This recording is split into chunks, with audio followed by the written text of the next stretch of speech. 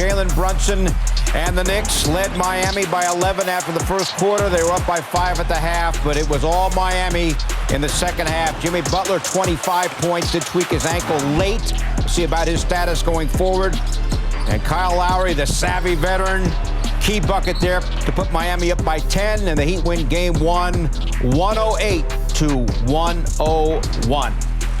Great to have you with us from our Delta MSG studios. An hour-long post-game show coming your way. Bill Pito along with Monica McNutt and Alan Hahn.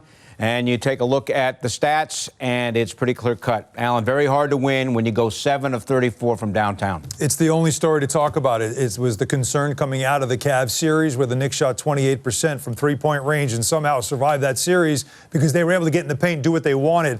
That was the formula in the first quarter and most of the first half.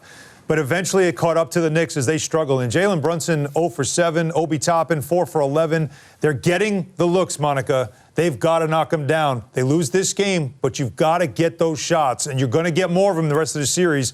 They've got to hit them if they want to win this series. 20% from 3, huh? Yeah, that's rough. Oh, yep. God, that's awful. So, silver lining, right? You were without Julius Randle, who's going to make a huge difference if he's available to go in Game 2. You can't allow the Heat, though, to continue to shoot 33% from behind the three-point line, and your bench just has to be better. Literally doubled up in terms of bench points in this category. Listen, the thing that needs to be very clear about this Heat squad is they are not going to go away. The Knicks are going to have to take not only games, but the entire series from someone like Jimmy Butler, who is leading a team that is playing with almost irrational confidence considering their path to getting to this point. It is not the time to become complacent. It is not the time to settle for all of those threes, huh? Because I don't know about you. If you get a guy in the air, he's going to fly by. You have an opportunity to get into a 1 or 2 dribble pull-up to create something else, right? Or a little bit of timing, maybe even let a guy fall into you. I think it gets into your head sometimes because you know we've got to make these. We've got to start making them. I got to get rhythm. So you're trying to like get 1 or 2 to go down and feel if you can get hot. So a lot of times in games when you talk to players, they'll say that I can make that shot. Like, don't tell me that I should pass up an open 3. I can make that shot. They want to believe the next one's going in. So when we're watching from home, it's easy to say, oh, just put it down and drive to the basket. The Heat are taking the paint away. That's what they did in the second half. We knew the adjustment was going to be made. This is a team that isn't a bad three-pointing team. Mm-hmm. They're not a great three-point shooting team. But we have seen them, when they get hot, they can roll. Those shots are there. Miami is telling you, we're giving you that because we don't think you can beat us with it. And for game 1, they couldn't. I think it's worth pointing out that in the first half, the Knicks had 40 points in the paint. Yeah. In the second half, the Knicks only had 22 points in the paint. And the point that we're talking about is it's almost like Miami dared the Knicks to go deep, try to beat us from 3 because they said, Jalen Brunson, you're not going to beat us going to the basket anymore. It becomes a snowball effect. And we got to get into how they defended Jalen Brunson because he's essentially garnering the wall effect that you see against someone like Giannis. But here's the thing about three-point shooting and continuing to take the bait in terms of taking those shots. What produces the most long rebounds? Three-point shots. So then you get Kevin Love throwing football passes down the field, down the court, right? Like, so it is, yes, NBA player, I can knock down a 3. However, in this moment, let me just try something a little different. And if at a minimum, draw a foul against the Heat player. Yeah, and well, that started to happen, as you saw, in the fourth quarter. And this was a 3-point game. I mean, this was not like they got blown out of the gym. I mean, this was a 3-point game with 5 minutes to go, and there was opportunity for the Knicks to get to the basket, to get some fouls, and to score. Kyle Lowry, those Villanova guys, we know it from the Knicks perspective. I mean, they're smart, and they're also a pain to play against. Statistically? Kyle Lowry was a pain to play against. They call it 4 blocks. Blocks, right. But it's really strips on layup attempts, which he's so good at, and you got to know, don't show him the ball. You got to give credit where credit is due. The veterans on the Heat just played better. They did, flat out. And the Knicks bench did not play well. Yeah. Again, Emmanuel Quickley, Quentin Grimes, you need better out of those guys. They have got to give you more. They did not give you a lot in this game. Outscored 30-15, but essentially outplayed and outsmarted, outfoxed. This series is going to be all about adjustments. It's always going to be about the chess pieces. But as Monica and I talked about in the pregame show, and Wally brought it up first in the pregame show, if the Knicks don't make their threes, this will be a short series for them. Wally, by the way, will be by shortly. He helped call the game today on the MSG Radio Network. All right, 97-94, Allen.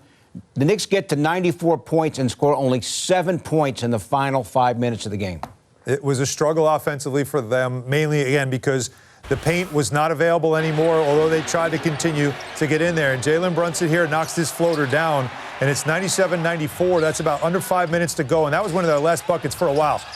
And then you see shots like this. You know, Gabe Vincent had a hell of a game. 5 threes that he knocked down, including that one. Bam, this is a big on a small on a bad switch, and that was way too easy as well.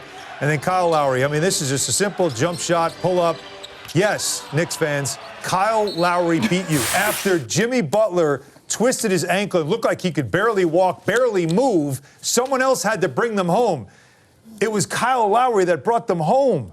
Like, how do you know, like, that's the part that I think is the most frustrating thing. This wasn't playoff Jimmy. They didn't get playoff Jimmy. They got Kyle Lowry, who made shots, who made plays, and that's what I mean about being outfoxed, outsmarted late in a game. Now you got Lowry off the bench with 18. Yep. You're talking about the big bench shots. differential, Big and defense, Lowry big scored 9 in the shots. fourth quarter. But when you talk about the Knicks' issues off the bench, remember, Obi starting. Yep. And Josh Hart is starting.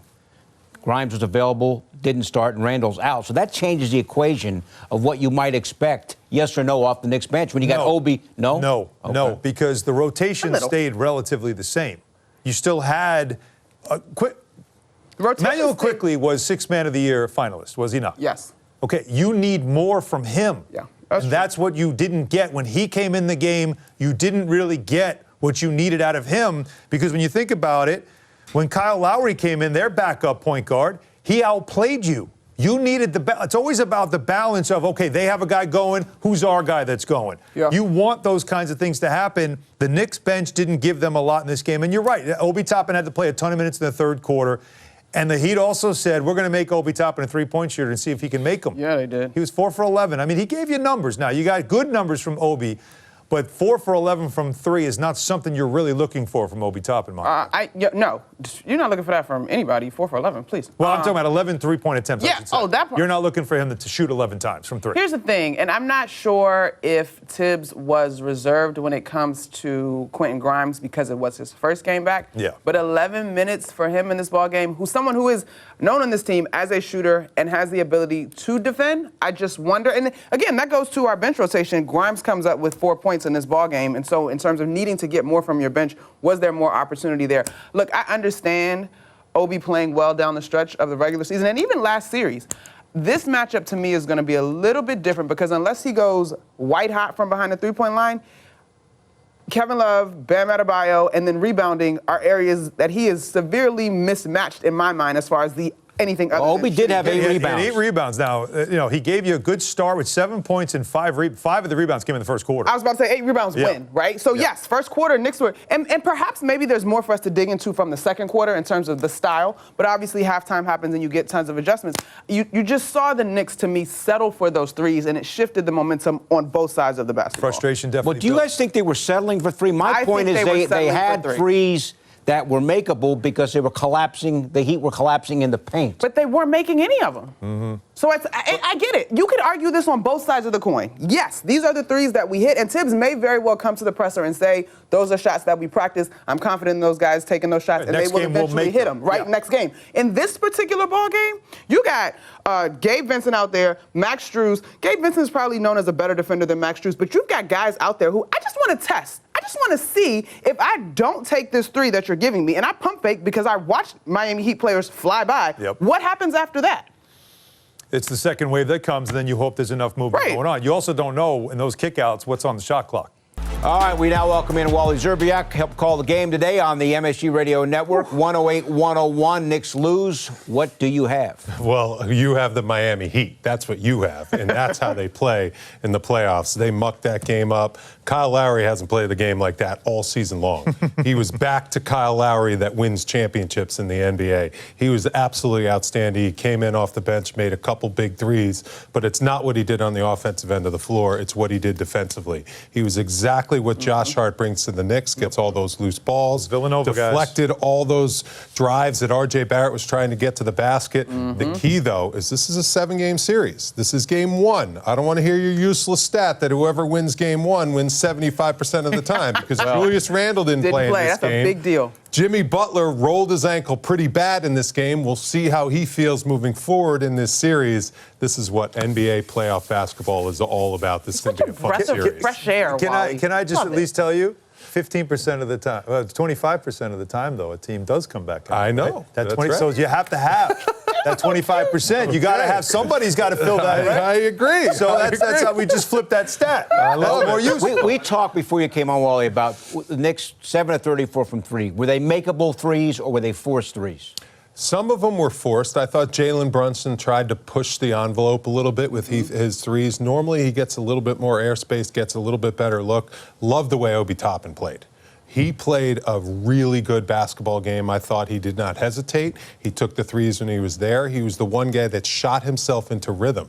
In the playoffs, you have to take that first available three. You have to calibrate your jumper, get yourself into rhythm. I think one thing that hurt the Knicks down the stretch of the game was the fact that the Miami Heat were able to go 4 around 1 with Adebayo as the big, and the Knicks didn't have a matchup to get Obi Toppin into the lineup and on the floor because he was the one guy that was really looking to shoot, really looking to score. I was really happy with the way Obi Toppin played. I thought defensively he contested and did a great job on a lot of those shooters out there. He rebounded the basketball at a high rate with 8 boards in 31 minutes, and those 18 points were big points. That ball was moving in the first half. Guys were getting touches. He was getting looks all over the basketball floor, and the fact that he's playing at this level, even when Randle comes back, I think that's a really good sign for this Knicks team, Alan. You know, it's interesting because the one thing I said, I love the energy he brought in the first quarter. I thought that was terrific, a really good addition. And in the third quarter, he made a couple big threes in the fourth. It started out. Now, the fact though that you said about